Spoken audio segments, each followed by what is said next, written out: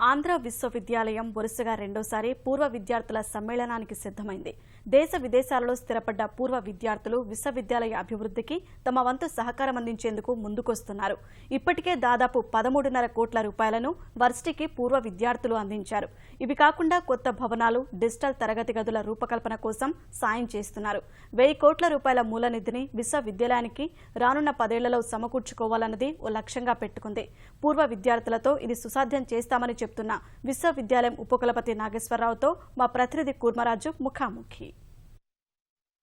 90 వసంతాల ఆంధ్ర విశ్వకళా పరిషత్ ఇప్పుడు కొత్త మార్గం వైపు పరుగులు తీస్తోంది. ప్రపంచవ్యాప్తంగా పూర్వ విద్యార్థులతోటి అన్ని విశ్వవిద్యాలయాలు పరిపుష్టమవుతున్న అనుభవాల్ని పురస్కరించుకొని ఈ విశ్వవిద్యాలయానికి సంబంధించి ఆంధ్ర విశ్వవిద్యాలయం పూర్వ విద్యార్థుల సంఘాలు, ఆ సమాఖ్య వాటి నుంచి ఏం ఆశిస్తున్నారు, అలాగే వాటి నుంచి ఇప్పుడు వినియోగించుకుంటున్న సేవలు ఏ స్థాయిలో ఉన్నాయనే అంశాలని ఆంధ్ర విశ్వవిద్యాలయం ఉపకులపతి ప్రొఫెసర్ నాగేశ్వరరావు గారు ప్రస్తుతం అంతా ఉన్నారు. నాగేశ్వరరావు గారు నమస్కారం అండి. సార్, ఇప్పుడు ఈ పూర్వ విద్యార్థుల సంఘం ఆంధ్ర విశ్వవిద్యాలయంలో ఇప్పటి వరకు ఎటువంటి సేవలు అందిస్తుంది, అలాగే మీరు ఇప్పుడు వారి నుంచి ఏం కోరుతున్నారు? ఆంధ్ర యూనివర్సిటీ మొదలుపెట్టి ఇప్పటికి 90 సంవత్సరాలు పూర్తయిందండి. అప్పటి నుండి ఇప్పటి వరకు అనేక మంది మహానుభావులు, డాక్టర్ సర్వేపల్లి రాధాకృష్ణ గారు, డాక్టర్ విఎస్ కృష్ణ గారు, మహానుభావులు అందరూ కూడా ఈ యూనివర్సిటీకి ప్రగతికి ఎంతో దోహదపడ్డారు. అలాగే ఇక్కడ వచ్చిన విద్యార్థులు కూడా ఈ రోజు ఎంతో గొప్ప స్థానాల్లో ఉన్నారు. అటువంటి పూర్వ విద్యార్థులు ఉండటం మా ఆంధ్ర యూనివర్సిటీ అదృష్టం అనుకుంటున్నాము. అయితే ఈ పూర్వ విద్యార్థులందరూ కూడా ఇప్పుడు చాలా మంచి పొజిషన్ ఉన్నారు. వాళ్ళు ఈ మధ్య ఒక సమాఖ్యగా ఏర్పడి ఆంధ్ర యూనివర్సిటీ ఆలమనీ అసోసియేషన్ గా ఏర్పడి ఆంధ్ర యూనివర్సిటీకి ఏదో చేయాలి అనే తపంతో వాళ్ళు ఉన్నారు. దానికి ఈ రోజున ఆనరీ చైర్మన్ గా మన human resource development minister Ganta Srinivasarao గారు ప్రెసిడెంట్ గా ఉన్నారు. అలానే జిఎంఆర్ గ్రూప్ చైర్మన్ మల్లికార్జునరావు గారు చైర్మన్ ఉన్నారు. వీరందరూ కలిసి మన ఆంధ్ర యూనివర్సిటీని ముందు తీసుకెళ్లాలంటే ఏదో కొంత చేయాలి మనము అనే సంకల్పంతో కొన్ని ప్రయత్నాలు చేస్తున్నారు. లాస్ట్ ఇయర్ అక్టోబర్ 12 తారీఖున మొట్టమొదటి పూర్వ విద్యార్థి సమ్మేళనం జరిగింది. దానికి మన ఆనరబుల్ చీఫ్ మినిస్టర్ ముఖ్య అతిథిగా వచ్చారు.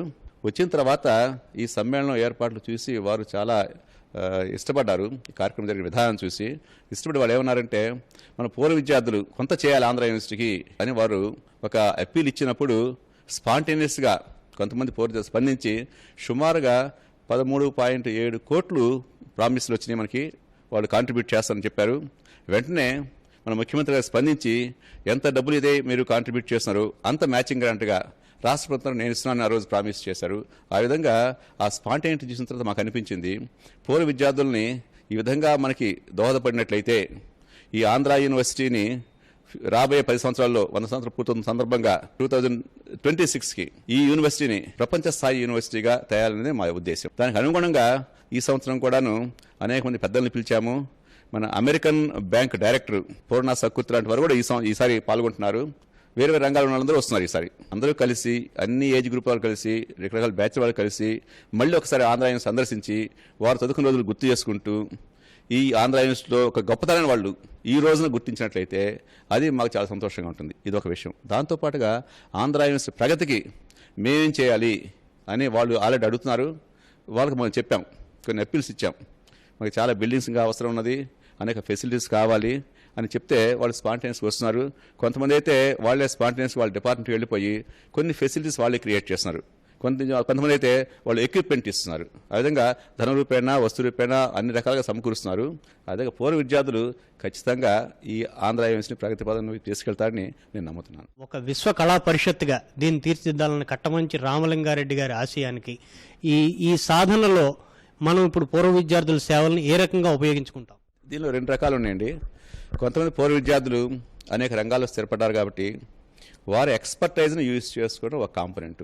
వాళ్ళు ఫర్ ఎగ్జాంపుల్ అమెరికాలో సెటిల్ అయ్యారు, ఒక మంచి యూనివర్సిటీ ప్రొఫెసర్గా ఉన్నారు, లేకపోతే మంచి ఇండస్ట్రీలో ఉన్నారు. వాళ్ళు మళ్ళీ ఇండియాకి వచ్చి మన యూనివర్సిటీకి వచ్చి మన స్టూడెంట్స్ ఇంటరాక్ట్ అయ్యి కొన్ని గెస్ట్ లెక్చర్స్ ఇవ్వటం, వాళ్ళ నాలెడ్జ్ని మన స్టూడెంట్స్తో షేర్ చేసుకోవటం, ఇది ఒక రకమైన సేవ చేయటం.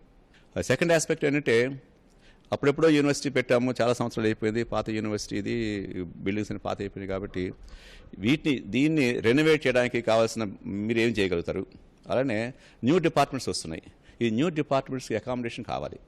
ఎందుకంటే స్టూడెంట్ స్ట్రెంగ్త్ పెరుగుతూ ఉంది, ఓల్డ్ బిల్డింగ్స్ అలా ఉండిపోయినాయి కాబట్టి ఎక్స్ట్రా అకామిడేషన్ కావాలి. ఫర్ ఎగ్జాంపుల్ లేడీస్ హాస్టల్ కావాలి. ఈ రోజున మనం చూసినట్లయితే ఒకప్పుడు లేడీస్ 10% ఉండేవాళ్ళు కాదు, కానీ ఈ రోజున ఆన్ యావరేజ్ చూస్తే 60% లేడీస్ ఉన్నారు క్యాంపస్లో. అంతమంది కావాల్సిన వసతి గృహాలు ఈ రోజు లేవు.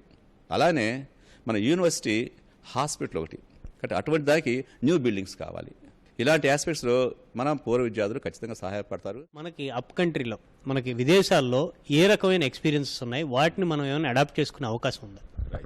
ఇది చాలా ఇంపార్టెంట్ పాయింట్ అండి. ఫారిన్ యూనివర్సిటీస్లో ఏమిటంటే మీరు గమనించినట్లయితే చాలా ఫారిన్ యూనివర్సిటీస్ గవర్నమెంట్ మీద ఆధారపడలేదు. మన రాష్ట్రంలోనూ మన భారతదేశంలో మాత్రమే స్టేట్ యూనివర్సిటీస్ ఫండింగ్ గురించి రాష్ట్ర ప్రభుత్వాల మీద ఆధారపడి ఉంటున్నాయి. కారణం ఏంటంటే మన ఫీజు స్ట్రక్చర్ చాలా తక్కువగా ఉంటుంది.